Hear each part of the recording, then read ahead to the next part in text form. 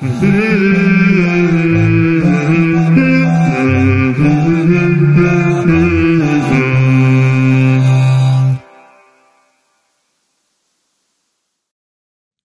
ini disponsori oleh nama Batuta itu kita ambil dari nama tokoh muslim Ibnu Batuta, seorang penjelajah ya, yang mempunyai wawasan yang luas, ya kan, mempunyai dedikasi. Jadi kenapa kita ambil Universitas Batuta itu supaya nanti mahasiswa kita, lulusan kita itu mempunyai jiwa-jiwa, mempunyai semangat, ya kan, seperti Ibnu Batuta. Lulusan kita itu mempunyai wawasan global yang bisa berkontribusi bukan hanya di tingkat regional Sumatera Utara, tapi juga bisa berkontribusi di tingkat nasional ya Indonesia, ataupun bisa berkontribusi juga di tingkat internasional. Bismillahirrahmanirrahim. Assalamualaikum warahmatullahi wabarakatuh. Alhamdulillahirabbil alamin wassalatu wassalamu ala nabiyina Muhammad wa ala alihi wa ashabihi wasallam amma ba'du. Pemirsa, kita kembali lagi di kesempatan kali ini di Muslim Inspiratif spesial bersama Universitas Batuta. Dan seperti biasa pemirsa, dalam acara ini senantiasa kita akan datangkan seorang muslim yang akan memberikan inspirasi buat kita semua. Dan hari ini spesial bersama seorang rektor di Universitas Batuta. Langsung aja kita akan sapa. Assalamualaikum Pak. Waalaikumsalam warahmatullahi wabarakatuh. Sehat Pak Efri? Alhamdulillah sehat. Masya Allah. Gimana kabarnya Mas? Alhamdulillah sehat. Masya Allah. Pak Efri, ya. Hari ini kita mau ngobrol nih berkaitan dengan sekolah kita ini Pak, Universitas Batuta. Dan sebelum lebih jauh kita mendalami tentang Universitas Batuta, menjadi seorang rektor di Universitas Batuta ini sudah sejak kapan sebenarnya Pak? Ya, jadi kalau SK Yayasan itu saya menjabat rektor itu per Juni 2023. Jadi udah mau hampir setahun, udah setahun lebih lah. Ya, udah setahun lebih saya menjabat di Universitas Batuta. Masya Allah, udah setahun ya. Berarti kira-kira Pak, dalam setahun ini apakah ada hal yang telah Bapak buat sehingga itu menjadi prestasi buat Universitas Batuta? Hari ini akan kita ulas ini Pak. Siap. Oke, mungkin Pak sebelum kita lebih dalam, ini para pemirsa mungkin belum mengenal nih Universitas Batuta. Apaan tuh? Kenapa namanya Batuta dan di mana dia? Nah, gitu. Mungkin bisa diperkenalkan dulu Pak. Oke, jadi Universitas Batuta itu, nama Batuta itu kita ambil dari nama tokoh muslim Ibnu Batuta. Jadi tokoh muslim Ibnu Batuta itu kan seorang penjelajah yang mempunyai wawasan yang luas, ya kan, mempunyai dedikasi. Nah, jadi kenapa kita ambil Universitas Batuta itu supaya nanti mahasiswa kita, lulusan kita itu mempunyai jiwa-jiwa, mempunyai semangat, ya kan, seperti Ibnu Batuta.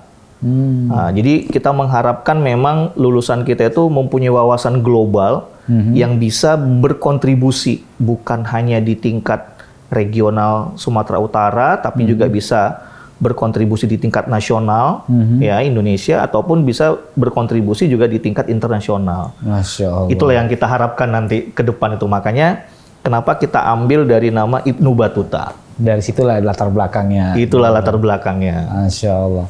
Oke, untuk jurusannya di sini Pak ada? Kita di sini punya 3 fakultas. Ya. 3 fakultas dan 9 program studi. Jadi ada Fakultas Teknologi, itu ada Prodi Sistem Informasi, Prodi Informatika, kemudian ada Prodi Teknologi Informasi.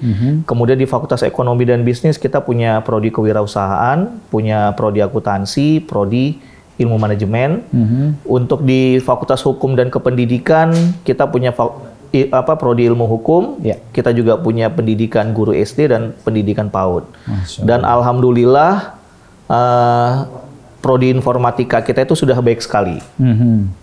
Dan ini kita lagi proses melakukan reakreditasi untuk Prodi Pendidikan 2, Teknologi 2, sama Ekonomi 2. Dan insya Allah nanti di tanggal 4 ini kita asesmen lapangan untuk prodi manajemen. Masya Allah. Itu dia. Oke, Masya Allah. Oke Pak, sekarang kita langsung ke kira-kira perubahan apa sih yang terjadi setelah seorang Bapak Efri menjadi atau menjabat sebagai seorang rektor di Universitas Batuta ini, Pak? Ya. Jadi mungkin salah satu tugas besar saya di Batuta pertama kali itu adalah menyiapkan akreditasi institusi ya. Jadi selama Batuta itu berdiri, itu belum melakukan yang namanya akreditasi pertama. Makanya begitu saya duduk menjadi rektor, tugas pertama saya adalah membawa institusi Batuta ini untuk menyiapkan akreditasi institusi. Dan alhamdulillah Juli 2024 itu kita udah proses asesmen lapangan dan kita mendapatkan akreditasi baik sekali dari Badan Akreditasi Nasional Perguruan Tinggi. Karena tidak semua perguruan tinggi di Sumatera Utara ini mendapatkan baik sekali. Jadi masih banyak juga beberapa perguruan tinggi yang lain itu udah lama-lama itu masih baik. Sementara kita sebagai perguruan tinggi baru yang masih berumur 5 tahun ya, 5 tahun, tapi kita sudah bisa mendapatkan hasil baik sekali. Itu suatu prestasi yang luar biasa tuh. Masya Allah. Ini mohon maaf nih, kenapa nih Pak? Boleh tahu tipsnya? Apakah Bapak bisa memanajemeni sehingga tim itu solid dan bisa memberikan kepada pihak pengakreditasi itu sehingga nilainya jadi baik, atau mungkin ada tips Bapak sehingga dapat nilai bagus? Jadi memang konsepnya mungkin komunikasi ya ke teman-teman, ya kan. Kemudian juga kita bisa memotivasi teman-teman itu untuk mau dan bekerja sama untuk menyelesaikan apa yang memang menjadi tugas kita.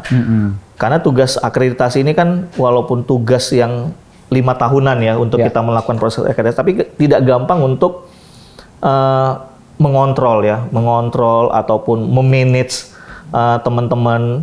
Ya, ada juga pada saat proses pengerjaan itu teman-teman yang patah semangat karena mungkin tidak tahu apa yang harus dikerjakan. Disitulah memang peran pimpinan itu harus bisa memotivasi teman-teman. Karena macam manapun kan dengan adanya pemimpin itu ya itu bisa memotivasi teman-teman yang di bawah. Itu dia. Dan itulah salah satu tipsnya, Pak. Tipsnya bisa memotivasi teman-teman untuk bisa sama-sama maju dan bergerak untuk kepentingan institusi, bukan kepentingan pribadi. Masya Allah, itu dia seorang pemimpin yang dibutuhkan untuk membawa lembaga itu. Masya Allah. Itu salah satu prestasi Bapak. Atau ada lagi yang ingin disampaikan lagi, Pak? Mungkin dari sisi tata kelola ya. Jadi tata kelola di sini itu juga kita udah. Karena di sini kita dari rektor, dari wakil rektor, dari dekan itu masih muda-muda semuanya. Itu rata-rata memang berumur 30 sampai 40. Masya Allah. Bapak usia? Usia saya 46 tahun. 46, tapi masih seperti 30-an ya? Masih seperti 30-an ya, alhamdulillah. Iya. Masya Allah. Berarti di usia Bapak ini masih muda ya, luar biasa, dan sudah bisa memimpin para bawahan yang usianya juga rata-rata muda. Dan iya, rata-rata 30-an 40 juga. Masya Allah. Apakah itu mungkin ada memang strategi Bapak atau kira-kira bagaimana? Tahan dulu jawabannya. Iya. Kita harus rehat dulu. Siap. Nah, pemirsa dimanapun Anda berada, jangan kemana-mana karena setelah beberapa jeda berikut ini kita akan kembali lagi tetap bersama kami di Muslim Inspiratif Spesial bersama Universitas Batuta.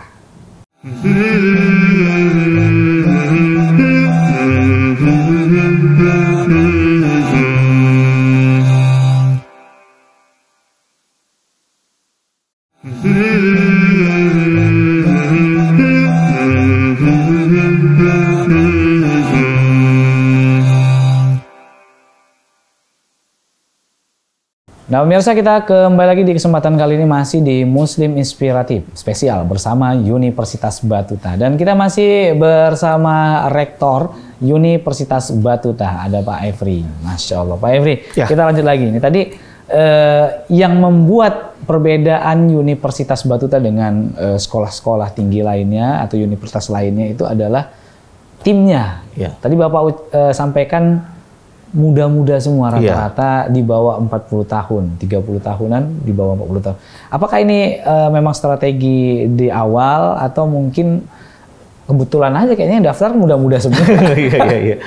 Jadi memang ini strategi, Mas. Jadi strategi karena gini, begitu saya menjabat menjadi rektor, banyak beban yang memang dibebankan ke saya, terutama dari sisi akreditasi, kemudian juga memperbaiki tata kelola. Makanya saya butuh teman-teman yang membantu saya itu yang memang bisa berlari kencang. Karena kalau kita lihat dengan 5 tahun kita stagnan, harusnya dengan 5 tahun itu kita udah bisa bergerak jauh tuh. Jadi kalau Pak Yayasan, Pak Pembina itu kalau ngomong itu, kita jangan lagi berjalan tapi sudah bisa berlari. Makanya kenapa kita butuh energi-energi yang jiwa-jiwa muda nih. Makanya pada saat saya duduk, saya memilih kandidat-kandidat wakil rektor, dekan, program studi itu memang yang muda-muda supaya bisa mengikuti ritme pekerjaan yang memang harus cepat gitu. Karena kan kalau muda ini energik dia. Kapan aja disuruh kerja bisa gitu. Tapi kalau yang agak sedikit berumur kan, aduh saya capek atau apa gitu. Dengan yang muda-muda ini mau kerja jam 11 malam, jam 12 malam, targetnya ada, itu masih bisa mengikuti dia. Oke, kalau di telepon masih udah tua kan, aduh lagi naik asam urat.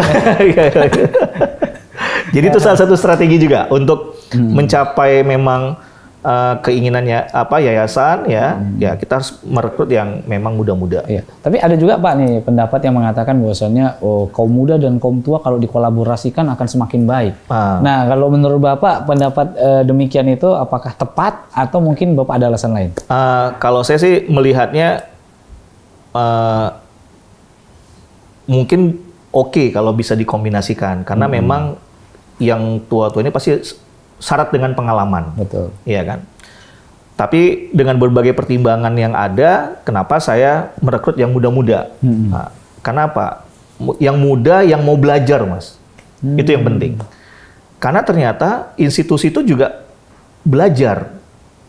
Belajar dengan apa? Dengan stafnya yang memang mau belajar. Jadi kalau kita merekrut atau meng-hire pimpinan, apakah wakil rektor, fakultas, ataupun program studi yang muda-muda dan mau belajar, itu insya Allah tuh perguruan tinggi itu bisa maju. Nah, jadi memang yang kita rekrut itu yang memang bukan hanya muda, tapi mau belajar. Karena ada muda tapi nggak mau belajar nih. Iya kan? Ada. Nah, dia udah dikasih jabatan, udah nyaman. Nggak mau menerima tantangan. Nah, makanya kenapa kita itu merekrut yang muda dan mau belajar terus gitu. Nah, karena dengan mau belajar itu berarti dia punya kemauan untuk maju. Nah, makanya kalau kita lah yang mengkadernya supaya mereka tuh mau belajar gitu. Masya Allah. Dan mereka nggak sungkan-sungkan untuk bertanya. Iya, benar. Masya Allah, luar biasa. Oke, lanjut lagi nih Pak. Kira-kira apa lagi nih perubahan yang telah Bapak buat untuk Universitas Batuta selama Bapak menjabat sebagai rektor? Yang saya kuatkan itu juga akreditasi ya. Akreditasi. Ini kita juga memperbaiki akreditasi program studi, ya kan? Jadi ada sekitar 7 program studi yang mau reakreditasi dengan tujuan supaya bisa mencapai hasil yang baik sekali. Karena nanti keluar aturan baru tuh ada permen terbaru ya yang menyatakan bahwa ke depan itu nanti akreditasi itu hanya statusnya itu terakreditasi atau tidak terakreditasi dan unggul. Nah, jadi ke depan itu udah tidak ada lagi baik sekali, unggul, atau udah nggak ada. Jadi yang baik dan baik sekali ini digantikan dengan hanya terakreditasi. Nah, jadi dengan munculnya permen terbaru itu, kita melihat itu sama aja dengan perguruan tinggi yang baik. Jadi tidak ada nilai jualnya. Betul. Makanya kenapa ini kita tekan ya. Jadi saya lagi membentuk tim lagi untuk melakukan reakreditasi. Ya dengan harapan kita bisa mendapatkan hasil yang maksimal di baik sekali. Nah ini insya Allah nanti di tanggal 4 ini Prodi Ilmu Manajemen itu bakal asesmen lapangan, mudah-mudahan hasilnya baik sekali. Ke depan kita mau buka program studi S2. Masya Allah. Hukum juga sudah proses penguploadan di Ban PT, mudah-mudahan juga tahun depan itu udah bisa asesmen lapangan dan bisa baik sekali kan. Karena dengan baik sekali kita bisa nanti buka prodi S2 manajemen dan ilmu hukum ke depan rencana. Ini target Bapak kan luar biasa, spektakuler semua ini kan. Semua prodi ini. Pertanyaan saya itu Pak, apakah ada nih di antara pengurus itu yang sudah mulai agak mengeluh dan lain sebagainya, dan kira-kira bagaimana cara Bapak supaya bisa memberikan motivasi kepada mereka yang sudah mulai agak kelelahan dan lain sebagainya? Alhamdulillah kalau dari yayasan support untuk akreditasi. Paling teman-teman di program studi lah yang, oh kenapa cepat kali Pak harus akreditasi? Ya kita melihat ngambil peluang ya. Karena kalau institusi itu sudah baik akreditasinya, apakah institusi, apakah program studi, itu kan bisa juga meningkatkan kesejahteraan teman-teman. Itulah yang menjadi mungkin motivasi teman-teman tuh untuk juga bisa mensupport kami di Pimpen tuh untuk menyelesaikan semua pekerjaan-pekerjaan akreditasi. Nah, karena dengan terakreditasinya baik sekali, itu juga mengikuti nanti kesejahteraan teman-teman semua. Dilihat dari mana? Mungkin dengan adanya jumlah mahasiswa yang banyak, ya kan? Dengan melihat jumlah mahasiswa yang banyak itu kan berarti dari sisi mengajarnya juga lebih banyak, penelitian pengabdian untuk ngebimbing mahasiswa juga lebih banyak.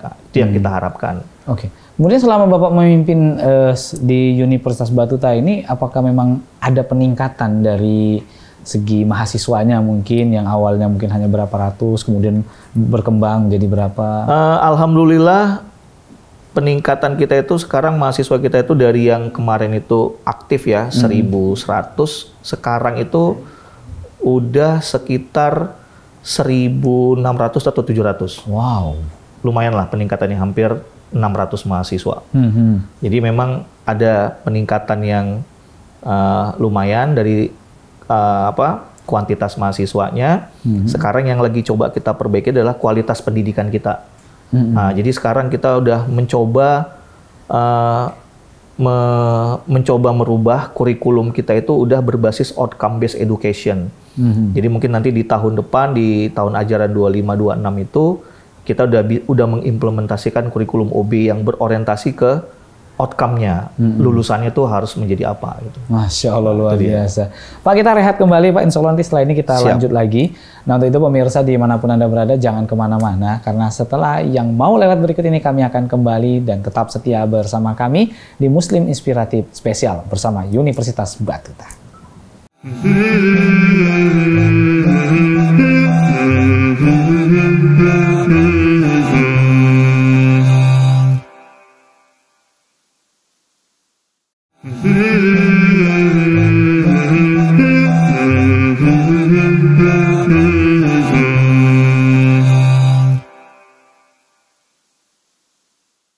Nah pemirsa, kita kembali lagi di kesempatan kali ini masih di Muslim Inspiratif Spesial bersama Universitas Batuta dan masih bersama Rektor Universitas Batuta ya Pak Efri.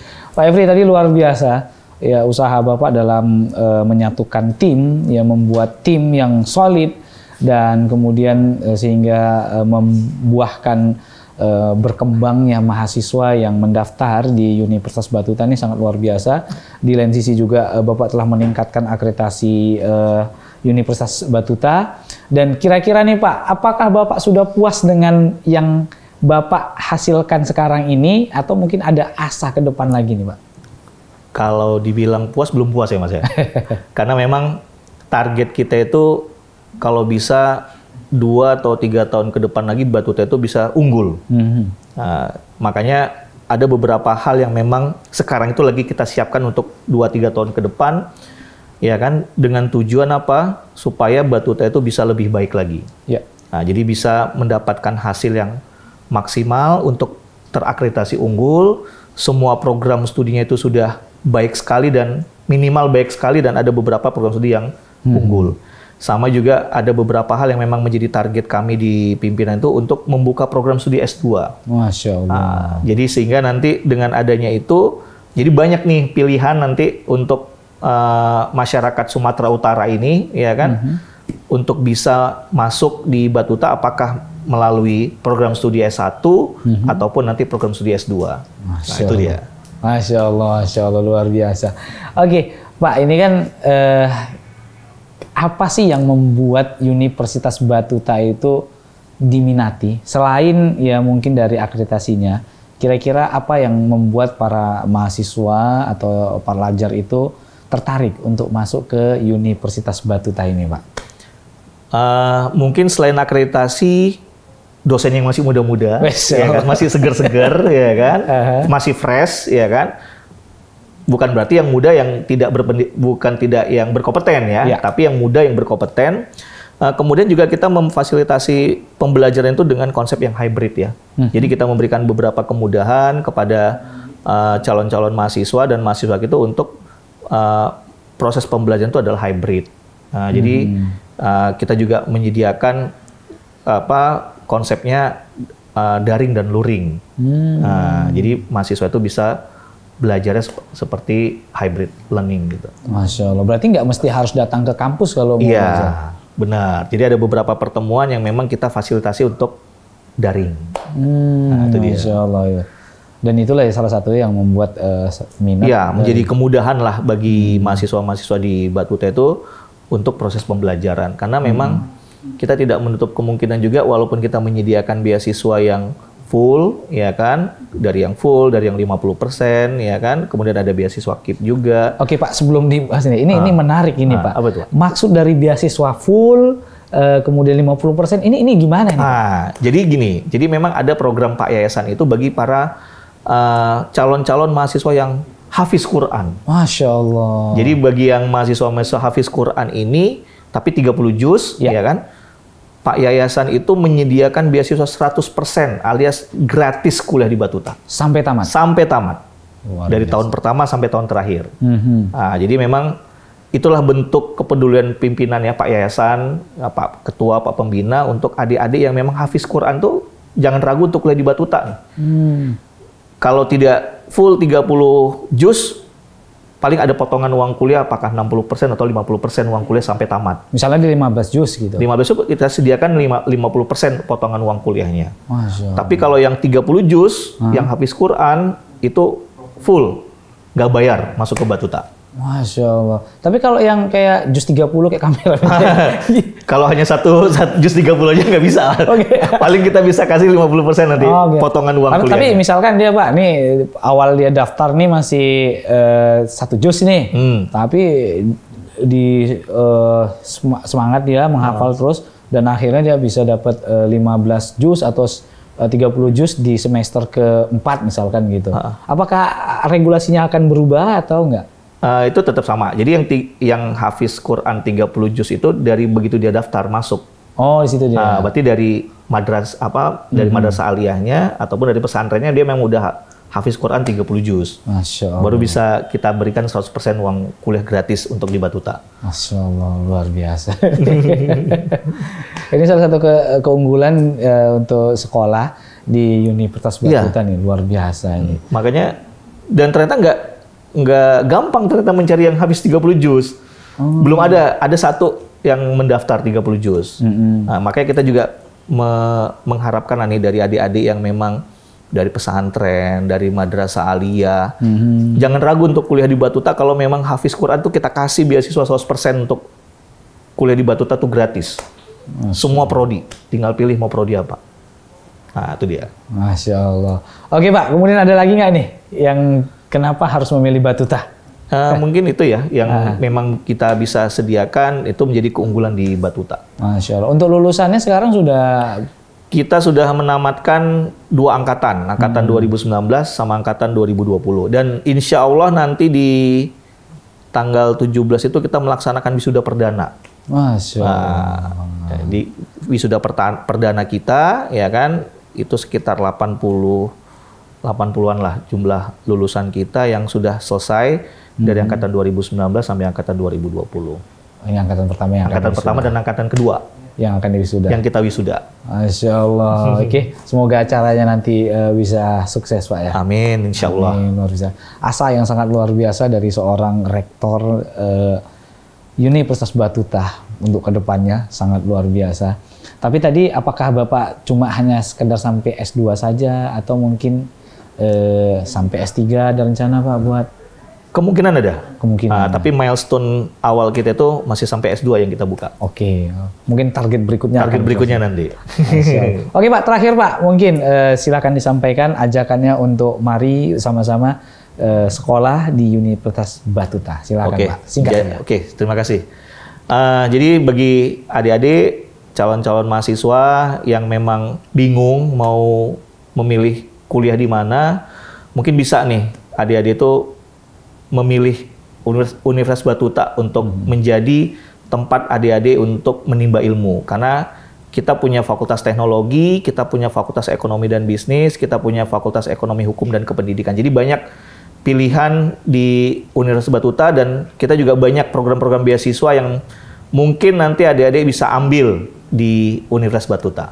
Itu dia. Masya Allah. Oke, terima kasih buat Pak Efri udah berbagi pengalamannya di Universitas Batuta dan terkhusus untuk seluruh pemirsa Muslim Inspiratif di kesempatan kali ini. Nah pemirsa dimanapun Anda berada, nampaknya sampai di sini dulu perjumpaan kita dan semoga apa yang antum dengar tadi ini menjadi motivasi bagi kita dan menjadi inspirasi buat kita semuanya. Amin amin ya rabbal alamin. Dan mohon maaf atas segala kekurangannya. Kami tutup dengan subhanaka Allahumma bihamdika asyhadu alla ilaha illa anta astaghfiruka wa atubu ilaik. Assalamualaikum warahmatullahi wabarakatuh. Waalaikumsalam warahmatullahi wabarakatuh. Terima kasih Pak. Sama-sama. Sukses terus. Amin.